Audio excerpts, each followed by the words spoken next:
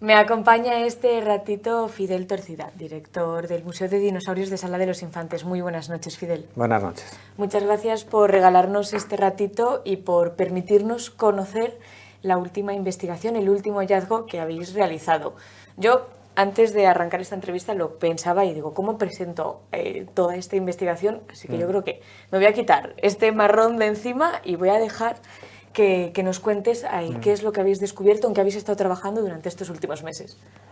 Bueno, este trabajo, como todos, cuando hablamos de él es que ya se ha publicado en alguna revista científica, ¿no?, especializada, que eso puede llevar tiempo, puede llevar un año, año y medio. Entonces, este trabajo es el tercero que hacemos sobre un dinosaurio, un tipo de dinosaurio, aunque tenemos 5 o 6 individuos, ¿no?, que, bueno, pues tiene una serie de características peculiares. Es un bicho muy pequeñín, es un animal que mediría unos 30 centímetros de altura, unos 60 centímetros de longitud total, de la cabeza al extremo de la cola. Era herbívoro y bueno, quizás lo más llamativo es que cuando lo encontramos no nos cuadraba para lo que se sabía, es decir, tiene un tipo de dientes que nos recordaba a unos dinosaurios de hace unos 70 millones de años, 80, 70 millones de años. Pero el yacimiento, y por lo tanto este dinosaurio, en realidad tenía 125 millones de años. Eso es lo que no nos cuadraba, que fue una de las primeras publicaciones que hicimos, ¿no? Este es el antepasado, hasta ahora, más antiguo de estos últimos que he dicho, ¿no? Háblame de los 2 primeros trabajos que habéis realizado sobre este dinosaurio. ¿Cómo ha ido evolucionando, los primeros hallazgos, en qué os apoyabais? Bueno, el primer trabajo, que es un poco lo que estaba diciendo ahora, se trataba de describir los huesos, más una descripción un poco por encima porque hay muchos huesos, pero describirlos de tal manera que nos dio, fue posible el describir un nuevo grupo de dinosaurios, que se llaman Rhabdodontomorpha. Bueno, los nombres científicos, que son los antepasados, como estaba diciendo, de los rhabdodóntidos. Es decir, había un hueco en la evolución de estos animales. ¿Estos de dónde vienen, no? O sea, de repente aparecen, entre comillas, aparecen hace 80 millones de años, pero no vemos los antepasados. Bueno, pues ya lo tenemos. Y está en Salas de los Infantes. Y vimos que había una serie de características como para formar un nuevo grupo de dinosaurios. O sea, eso fue una publicación importante. La segunda publicación fue comparar los dientes de este animal con otro que apareció muy cerca. Son muy parecidos, pero no son los mismos. Es decir, el trabajo precisamente era diferenciarlos entre sí, estudiando detalles como el desgaste de los dientes, o sea, detalles muy, muy concretos sobre dientes muy pequeños, ¿no?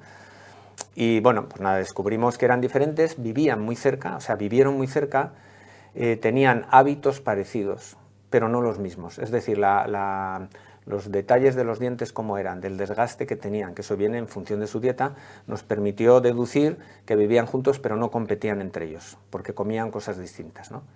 Y ahora ya es este tercero, que ahora si quieres hablamos más en detalle, pero tengo que decir que todavía nos queda una investigación importante sobre este dinosaurio. ¿Este dinosaurio me has dicho que compone o forma un nuevo grupo de dinosaurios o me he liado yo? Sí, un nuevo grupo. Es decir, los dinosaurios los podemos agrupar de una forma o de otra. Por ejemplo, si yo digo los tiranosáuridos, donde está Tyrannosaurus rex y otros, que están emparentados con él, evolutivamente. Bueno, pues nosotros hemos creado un nuevo grupo que, como estaba diciendo, explica de alguna forma el origen y la evolución posterior de los rhabdodóntidos, que eran los que conocíamos. Los conocíamos, pero no sabíamos antes qué había pasado, ¿no? Entonces, para rellenar ese hueco hemos creado el grupo. Vamos a hablar ya de esta tercera investigación. Quiero empezar por lo principal. ¿El dinosaurio tiene nombre? No tiene nombre científico como especie, aunque yo creo que se lo tendremos que dar. Es decir, de acuerdo con lo que hemos estudiado hasta ahora, tiene características singulares, ¿no?, únicas, que no se parece a ningún otro, ¿no? Entonces, bueno, eso es lo que falta por hacer, porque a la hora de escribirlo tú tienes que argumentarlo, ¿no? Entonces eso, bueno, pues eso lo tenemos, digamos, en la recámara, lo vamos a hacer. Entonces ahora mismo no tiene nombre, nosotros lo llamamos el dinosaurio de Vegajete, que es el yacimiento de donde salió donde hemos encontrado los fósiles, ¿no? Pero bueno, eso es para entendernos, para publicarlo, o sea, para meterlo en las publicaciones y que la gente diga, ¿y esto de dónde viene? Ah, es el dinosaurio de Vegajete. O sea, es un nombre medio informal. ¿Qué encontrasteis? ¿Qué tipo de hueso o de dónde partisteis para arrancar esta investigación? Bueno, en Salas, en la zona de Salas de los Infantes, lo que hay son muchos barrancos de arcilla que sufren erosión, de tal forma que cuando llueve, la lluvia directamente o cuando corre el agua por la superficie, lo erosiona, lo desgasta y saca a la luz los fósiles, ¿no? Y si llegamos en el momento justo al lugar adecuado, los encontramos, ¿no? Entonces, el yacimiento al principio era un revoltijo, digamos, de huesos muy pequeñitos, pues es un animal pequeño y además los huesos están rotos, muy pequeños mezclados, ¿no? Sin ningún orden.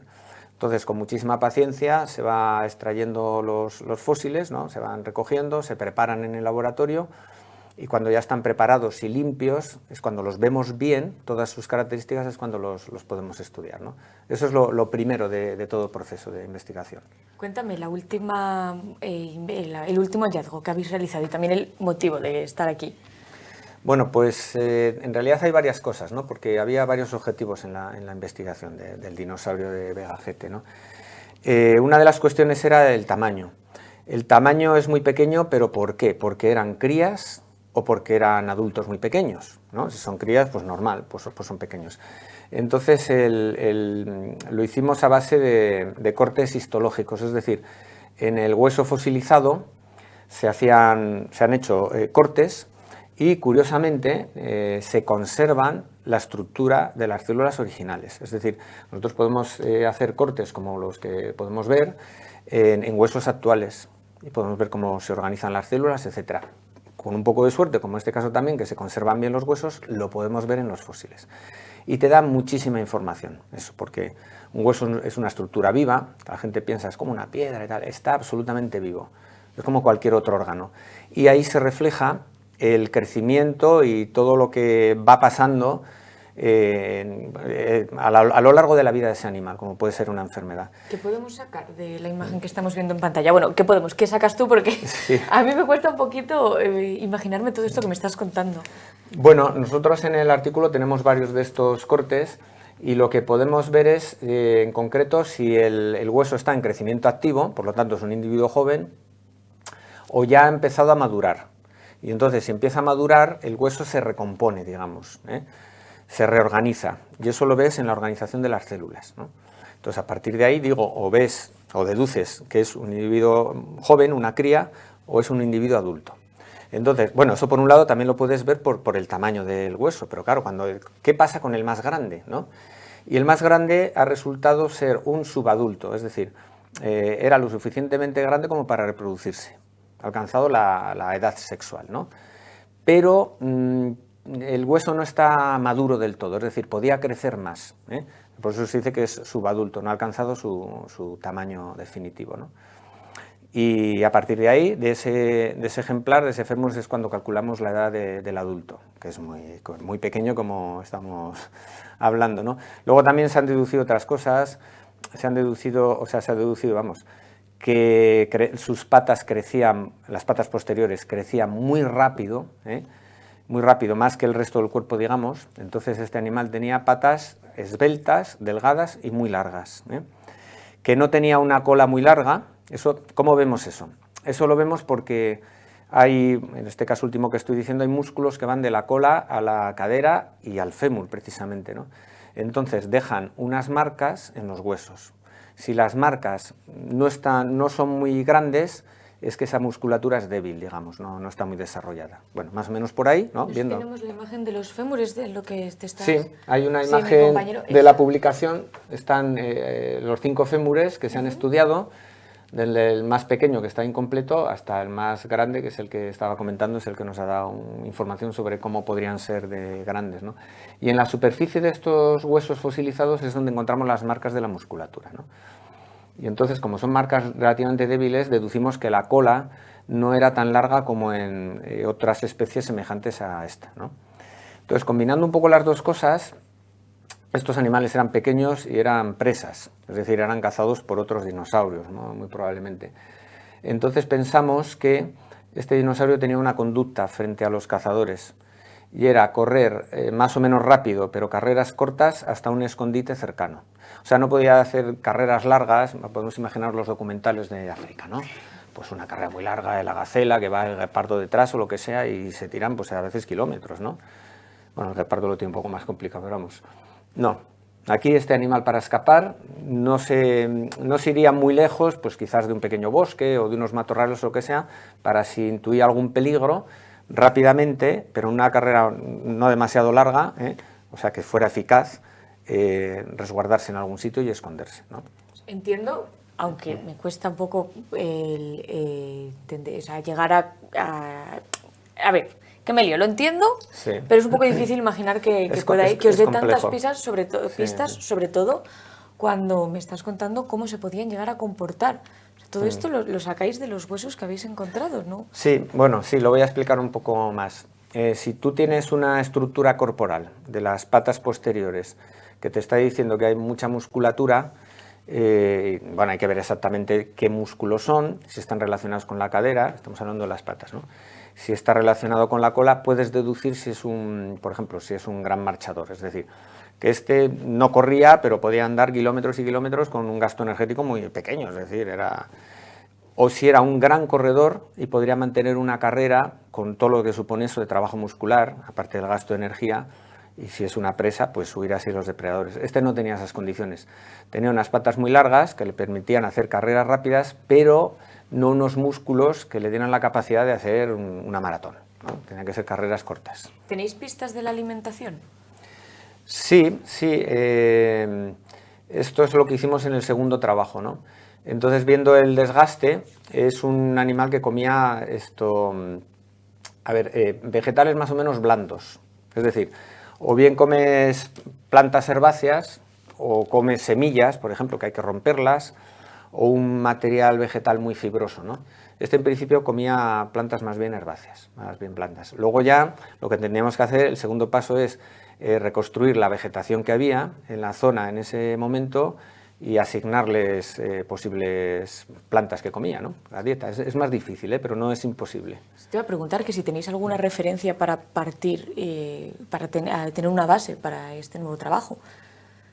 Sí, en el caso de la dieta, hay yacimientos en la zona de esa edad, o sea, no exactamente ahí, pero bueno, que son contemporáneos y que esa es la vegetación que había, ¿no? Otros yacimientos cercanos a Salas, entonces, bueno, más o menos los tenemos controlados, digamos. Había coníferas, había unas plantas que se llaman benetitales, que son una especie de palmeras enanas, y había, claro, en las zonas acuáticas, helechos acuáticos, otras plantas que crecían o bien en zonas de agua poco profunda, que todavía existen, ¿no? Caráceas se llaman, o carofitas, etcétera, ¿no? Y, por ejemplo, estas últimas de ese tipo podrían comer porque son muy blandas, ¿no? Lo más llamativo es el tamaño, o al menos a mí me lo parece. No sé si os habéis encontrado con otro tipo de dinosaurios similares o es el más pequeño que habéis encontrado. Bueno, en principio, si hemos hecho los cálculos bien, que nos han dicho que sí, quiero decir, si se publica el artículo, hay especialistas que lo revisan. Y entonces, si ven algo que no cuadra y que no les convence o que está mal, te lo dicen y lo tienes que corregir, ¿no? Entonces, en principio, esto se admite, al menos por ahora. Bueno, pues según eso, los datos que estábamos diciendo de 30 centímetros de altura y unos 60 máximo de longitud, es un tipo de dinosaurio muy pequeño en todo el mundo. En concreto, el dinosaurio ornitópodo, que es un dinosaurio vegetariano, más pequeño del mundo, que conozcamos. O sea, que se haya descrito, que se haya publicado en algún sitio, ¿no? ¿Qué trascendencia tiene este hallazgo en la historia actual? Bueno, por ejemplo, lo que acabo de decir es casi una curiosidad, porque el tamaño pues, es un dato interesante. O sea, que los dinosaurios son grandes, son gigantes, no todos, ni mucho menos, ¿no? Y este es uno de los más pequeños, ¿no? Pero yo creo que lo más importante es un poco enlazando con lo que estaba diciendo antes, en concreto, de las conclusiones que hemos sacado, es sobre la evolución de esos raptodóntidos, ¿no? Pensamos, por lo que hemos visto en este animal y luego sus descendientes, ¿no? O sea, comparándolos, pensamos que este animal al principio era cuadrúpedo, andaba sobre las 4 patas y luego se hacía bípedo, es decir, se alzaba sobre las patas posteriores. Y que eso, en la evolución, o sea, según pasaba el tiempo y se iban generando especies hasta los raptodóntidos, sus sucesores, digamos, fue cambiando. De tal forma que los raptodóntidos, ¿no?, los que vinieron después, eran cuadrúpedos casi toda su vida. Es decir, ¿cómo lo hemos...? O sea, ¿en qué nos basamos? Comparando este animal, que es muy antiguo, 125 millones de años, con los de 80 millones de años. Están emparentados, tenemos los antepasados, y al compararlo, aquí ha pasado esto. O sea, estamos ofreciendo una visión nueva sobre... Bueno, hay otra cosa, sobre los raptodóntidos, sobre cómo evolucionó este grupo. La otra cosa que iba a decir es que antes se pensaba que esos raptodóntidos eran pequeños. Eran pequeños, en ese momento en Europa hay una serie de islas, el mar está muy alto, y entonces son pequeños porque viven en islas. O sea, es una ley biológica que se cumple en muchos sitios. Pues no. En realidad crecieron porque su antepasado, que es el nuestro, es muy pequeño. Y los raptodóntidos de hace 80 millones de años, los que vinieron después, en realidad son más grandes. Eso es otra idea nueva sobre la evolución de estos animales. Es que estoy completamente fascinada porque me lo estás contando como si fuese algo muy básico. Y... No, bueno, no, realmente es difícil, ¿no? Yo intento explicarlo de la forma más sencilla, pero es difícil. Y, a ver, yo esto último que estoy diciendo lo sugerimos. Quiero decir, nosotros estamos viendo que es una propuesta, para entendernos. Es una propuesta que, como acaban muchos artículos científicos, ponemos la coletilla de que esto habrá que investigarlo con más detalle. Es decir, nosotros hemos lanzado esa hipótesis. A nosotros nos parece, con los datos que tenemos, que esto va por ahí. Pero la ciencia no es sencilla, ¿no? Y siempre hay que completar datos. ¿Cuál es el siguiente paso? Teniendo este último hallazgo, no sé si podemos conocerlo, ¿qué líneas de investigación se os han abierto nuevas o cuáles vais a perseguir, si habéis desechado alguna? La verdad es que con este dinosaurio teníamos varias opciones abiertas, ¿no? Porque se conserva muy bien y es muy peculiar, ¿no? Yo creo que se deduce un poco de lo que estoy diciendo. Pero ahora hay una investigación en torno al cráneo. Hay fragmentos craneales que nos va a permitir reconstruir el cráneo. Entonces eso para nosotros es muy importante porque, aunque esté muy incompleto, tiene suficientes características como para reconstruir el cráneo. Y un cráneo te da mucha información, más de la que tenemos, sobre este dinosaurio. Por ejemplo, yo creo que nos va a poder facilitar el describir esa especie que nosotros pensamos que es una especie diferente a las conocidas, ¿no? Esta especie ha sido la respuesta, digamos, de otra especie que ya conocíais. ¿Hay otro hueco antes de que hay que llenar, que todavía tenéis que investigar? Bueno, es que en la evolución de... O sea, vamos a ver, según te vas atrás en el tiempo, tienes cada vez menos datos. Es decir, lo que llamamos el registro fósil, los fósiles que conocemos, es cada vez más grande, ¿no? Entonces, lo que hacemos los paleontólogos es intentar reconstruir esa historia evolutiva con muchos huecos que hay, ¿no? Entonces, lo que hay entre nuestro dinosaurio y, como decía, los ratodóntidos que vienen luego, ¿no? Los que le suceden, ahí tenemos un hueco importante en edad. O sea, hemos puesto la base de algo que no se sabía dónde estaba, ya lo tenemos, pero claro, antes de él, pues sí, habrá que ir viendo las relaciones evolutivas de los antepasados, de dónde salen los ratodontomorfos, de dónde sale nuestro dinosaurio, ¿no? Eso todavía hay que trabajar. De verdad que me repito, pero es que estoy fascinada con todo. Es que lo cuentas con una facilidad como si no fuese un hallazgo con la trascendencia que tiene. A ver, yo creo que es una publicación que va a tener trascendencia, no tanta como una película o Parque Jurásico, porque el mundo científico es el que es, pero claro, nosotros lo que tenemos que hacer es, por ejemplo, lo que estoy haciendo yo ahora, ¿no? Es comunicar lo que hemos encontrado y a partir de ahí la importancia, intentar hacerlo comprensible y que, como tú bien yo creo que estás captando, ver la importancia que tiene. Yo creo que esta publicación va a ser muy citada en otras publicaciones, es decir, va a tener bastante trascendencia. No solamente por lo que estamos diciendo, ¿no? lo que se ha deducido, sino incluso la forma de trabajar. Es decir, a partir de los huesos, de los tejidos del hueso, de las marcas que había de las cicatrices, todo esto que te he ido contando que se ha deducido es un método. Calcular el tamaño con los datos que tenemos es un método de trabajo también. Eso va a servir también de referencia a otros investigadores. Pues esperemos, y también esperemos que podamos conocer los próximos hallazgos que hagáis en relación a este dinosaurio. Y bueno, y si aparecen también otros nuevos, encantados de hacernos eco. Muchísimas gracias, Fidel, por regalarnos este ratito, por explicarnos todo este último trabajo y bueno, que el resto de los próximos meses sean igual de fructíferos. A ver si nosotros vamos trabajando poco a poco.